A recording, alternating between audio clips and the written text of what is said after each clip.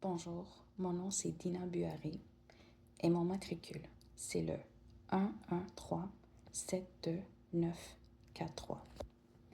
Pour la question 1, deux éléments posent problème.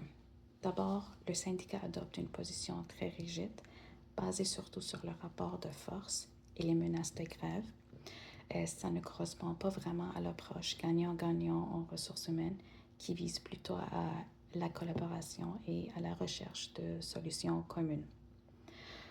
Deuxièmement, du côté de l'employeur, M. Granger, qui envisage un lockout afin de pouvoir utiliser des travailleurs externes. Cependant, le Québec interdit les travailleurs de remplacement pendant un conflit de travail. Donc, cette approche pourrait être illégale. Pour la question 2, si la négociation bloque, l'employeur a quand même des options. D'abord, M. Granger pourrait faire appel à un conciliateur, une personne neutre qui va aider les deux parties à avoir un dialogue sain et essayer de trouver un terrain d'entente.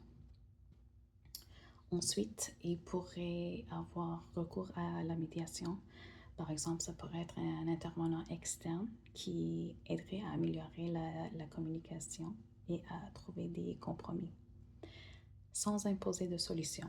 Le but d'un conciliateur, c'est d'être neutre et de réunir les deux parties. Deuxièmement, opter pour une médiation volontaire dans laquelle un médiateur facilite l'échange pour parvenir à un compromis, mais ne prend jamais de décision. Pour la question 3, une alternative spécifique serait de proposer un compromis mixte, donc une augmentation progressive des salaires accompagnée d'avantages supplémentaires, tels qu'un plan d'assurance et un projet pilote pour une semaine de travail de 4 jours.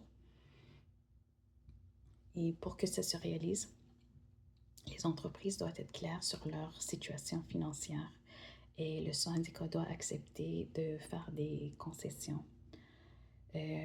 Je dirais que pour conclure, dans ce cas, l'important est vraiment de passer d'une logique de confrontation à une logique de collaboration pour éviter le conflit et parvenir à un accord à long terme. Merci.